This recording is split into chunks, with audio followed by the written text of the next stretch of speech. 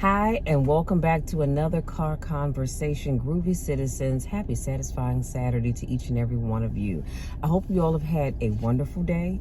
My day has been wonderful, and the reason why I'm just now getting this video done is because I took a much needed nap. Now, I call it a power nap. Phone book update failed. Thank you.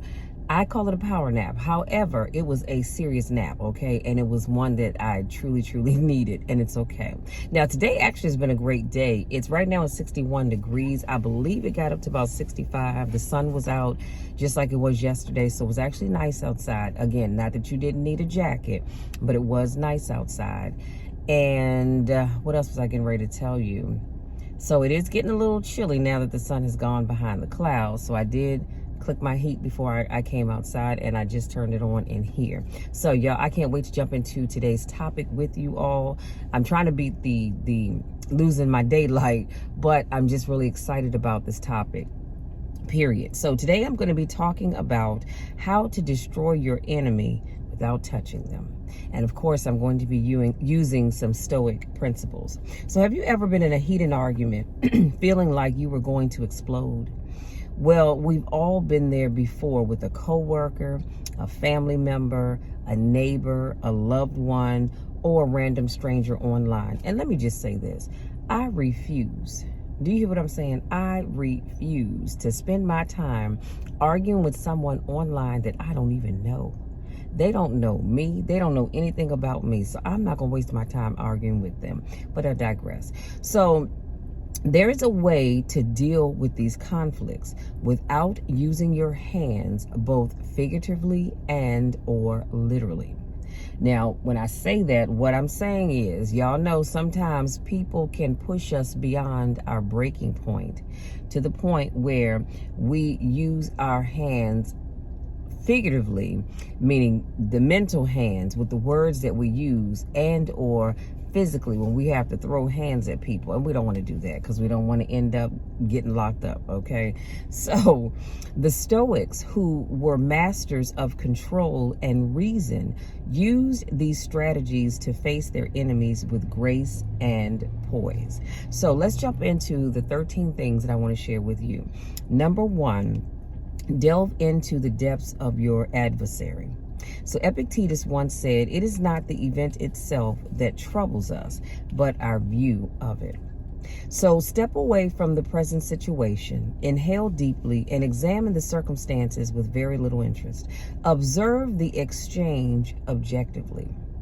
This emotional separation enables more in-depth observation and more logical reasoning. So investigate their why.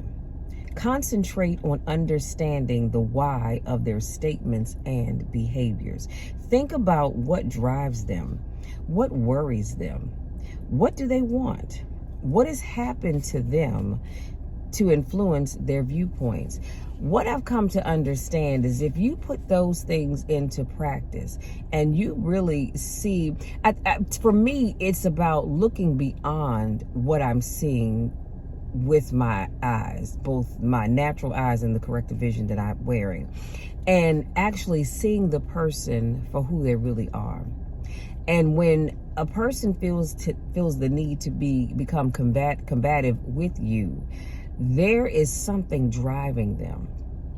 Sometimes it may be something that you said, sometimes it may be something that you did, but 9 times out of 10, it's something within them that's causing them to go off and act the way they are towards you.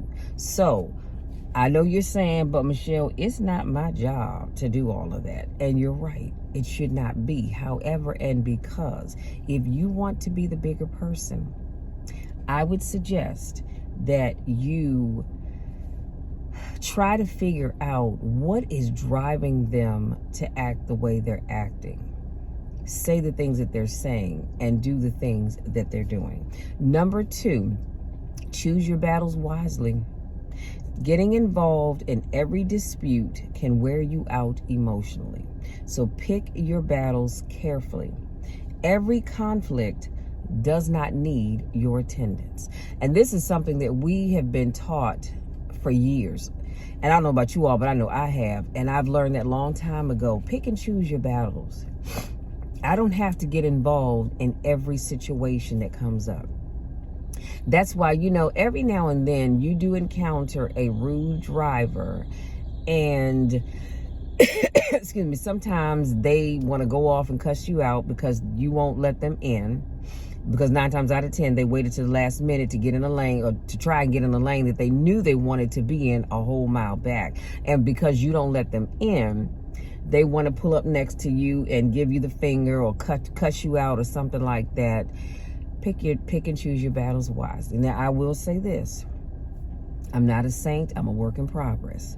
There are times where I feel like going back and forth with you, and then there are times when I don't. So sometimes I should say this, in the past, I have engaged in such conversations, and other times, honey, I don't even pay them any mind. I just sit there at the light like this, waiting for the light to change, not even giving them the satisfaction of looking in their direction. And guess what? They're the ones all worked up and been out of shape. Anyway, number 3, speak with calm and clarity. This opens the door to a more constructive discourse instead of shouting insults and accusations. This technique adequately expresses your demands and concerns to promote understanding and reduce hostility. When I tell you that this is so helpful, but I get it, because I hear somebody in the back of the room saying, but Michelle, when I am in the midst of this debate, this back and forth argument, this is the last thing that I want to do. And I get it, because I've been there before. But I do believe that the older that I get, the more wiser I become. And I learned to speak with calm and clarity, because if we're both yelling at each other, we're just going back and forth like this. But if I choose to calm down and be clear about what it is that I'm saying, 9 times out of 10, the person I'm talking to will do the same thing. Now, there are going to be times where that person, they are still going to be shouting. You're going to be talking at a level here, and they're going to be talking at a level up here. So that does happen. And unfortunately, you can't control their behavior, but you can control yours. And I just believe that when everybody calms down, it allows for healthy conversation to take place and more understanding. Number 4, seek the shared path. And this is where understanding will shine. So when you are talking to someone, if you seek to find a shared path, you will get along so much better. Because when you don't try to seek that shared path, then you're not looking to understand one another. And what you have is, you have this person going here, you're going there. But when you seek a shared path, you meet in the middle, and it opens up the door again for understanding. Number 5, appeal to their inner values.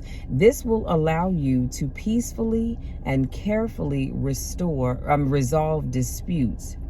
We direct our attention to the rich soil of their values and ideas, rather than taking direct aim at their persona. So when you understand and respect their inner compass, you can produce solutions consistent with their fundamental beliefs. So this will eventually end up with long-lasting, I think I left the word out here. Oh, I'm sorry. Eventually end up with long-lasting agreements. So again, if you appeal to their inner values, you can come to a much quicker solution to your problem. But again, when you have all of this back and forth stuff, that solves nothing. Because they're going to want to be heard, you want to be heard. They want their thoughts and ideas to be right, you want yours to be right. And so if you decide that you want to appeal to their inner values, again, that's you being the bigger person. You'll find a better solution in a much quicker way. Number 6, using humor wisely in conflict. Using humor wisely in conflict resolution. So using humor to resolve conflicts is the essence of which can reduce tension and foster a more open atmosphere for discussion. A well-timed joke or playful demeanor can serve as a pressure release valve that allows understanding to take place, which also allows that pent-up frustration to be released. Now, I'm going to be honest with you. This is not my strong point. It just really isn't. When I am in my mind is focused on what we're talking about, laughing and joking is the last thing on my mind. Now, if the individuals that I'm having this conflict with, if they approach that aspect, then yes, I'm open to it. But for me to just do it, I'm gonna be honest with you, I'm not. And like I said, I'm a work in progress and I'm not perfect. Number 7. Number 7, I left off something, but it was talking about empathy. So Marcus Aurelius once said, we can create genuine connections and open the door to a more fruitful conversation by acknowledging the other person's feelings and validating their experiences.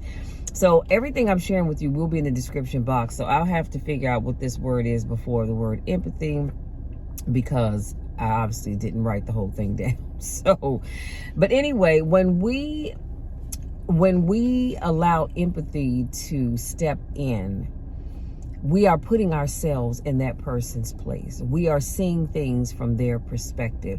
If they say, well, Michelle, you know, what you said was hurtful and it made me feel this kind of way, instead of me saying, well, what I said wasn't that bad and I don't know why you are blowing it out of proportion, what I'm saying to them is that their feelings don't matter. And in fact, they do matter, just like my feelings matter. So when we show empathy, we put ourselves in that person's place and we see and feel what they see and feel. And again, y'all, it will help to get rid of all this back and forth bickering and arguing so much faster. Number 8, embrace the art of compromise. This requires us to bend and adapt to find a way for both of us to coexist peacefully. Hard views and absolutes are very rarely conducive to a successful conflict resolution. I know, and you're probably saying, well, I don't want to bend. I don't want to give in because I'm right and I know I'm right, so I shouldn't have to. Whoop-de-whoop-de-whoop. I get that. That used to be me. That used to be me at one time. And I was like, I am right. I know I'm right. So I'm not going to give in just because it's going to make that person feel better about themselves. But again, with maturity, we learn to handle things differently. And I feel like for me, all my life, I've had to be the bigger person. And I'm not going to say I've always liked it, but I've done it because being the bigger person allowed for conflict resolution to happen, number one, but to happen a lot faster than if I wanted to just continue to be right, okay? Number 9, seek external help without shame. So when you are trapped in a dispute and there is a ton of communication breakdown, there can be no settlement. So even in these situations, you are not alone, and it is okay to ask for outside assistance. I get it. A lot of times people don't want to ask for help, but here's my thing to you. If you have a conflict and you are just not able to reach an agreement, it's okay to ask for help. This is why you have life coaches, such as myself. This is why you have mediators, again, such as myself, to help you resolve whatever issues that you have, because we are going to help you see each other's perspective and come up with a workable solution. So don't ever feel like you should feel ashamed because you weren't able to resolve that issue on your own. That's what people are there for. Number 10, forgiveness. This is a gift to oneself, and it serves as a way to resolve yourself from the past as well as the other person's behavior. You guys, forgiveness is, it's a thing. Forgiveness is huge. If you go through life and you choose not to forgive, all you're doing is making yourself miserable. Because chances are that person that you don't want to forgive, honey, they've gone on about their business. They're not thinking about you, and they're probably not even thinking about the situation that you all had, the run-in that you had. They're not thinking about that at all. I always encourage people, and I let them know that when you choose to forgive, forgiveness is more about you than it is the other person. Just for the reason that I gave. They moved on with their lives. They're not thinking about you, and they're not thinking about that situation. So you might as well just forgive them, forgive the whole situation, and move on with life. It suits both of you. And not only that, I'm going to say this, and then I'm going to move on. I oftentimes have to remind myself that God forgives us daily. God has forgiven you for everything you said and did on yesterday. So when he woke you up today, he gave you a whole new set of blessings and mercies. He didn't allow your behavior on yesterday to determine whether or not he forgave you for today. He forgave you. When you go to God and say, Lord, please forgive me. Forgive the things that I've said. Forgive the things that I've done. Forgive the ways in which I have not done and said things that were pleasing unto you. God forgives us. And if God can forgive us, then why can't we forgive other people? I mean, really. And I know sometimes people can do and say some very, very hurtful things. But always remember that, number one, we're not God. And number two, forgiveness does not always mean reunion. So if you hurt me, I can forgive you, but that doesn't mean that I want a reunion with you. That doesn't mean that I want to continue to allow you to be in my inner circle. See, because you've shown me who you are, and I believe you. But I forgive you. I'm not holding any grudges. I completely forgive you. And as I've always said before, I will pray with you. I will pray for you. I will pray over you and around you. That will never stop me from praying for anybody. And I truly want the best for you. But your being in my presence and in my inner circle is not the best for me. Let me move on. Number 12, setting boundaries. Don't allow anybody to invade your personal space and upset you. Epictetus reminds us that although we have no control over what others do, we influence how we react by defining what we will and won't tolerate. So when you decide on what you will and won't tolerate, that is setting boundaries. And I've said this before, if you don't set boundaries, you are teaching people how to treat you. You are telling them that it is okay for you to do this, that, or the other, to say this, that, or the other. But when you set boundaries, you let people know, I will not tolerate this. If you choose to act that way, then you need to go about your business. I don't want to be bothered with you because I'm not going to allow it. Yo, that's powerful right there. And last but not least, number 13, remember you control your reactions. Okay? Simply put, you are in control of your responses and not the events around you. I'm going to say that one more time. You, me, we are in control of our actions. Not the events around us, but we are in control of how we deal with them, how we tolerate them, how we react to them. So real strength comes from dominating our inner world rather than exerting force over the outside world. Epictetus said, it is a shame for the soul to depend on the body for satisfaction.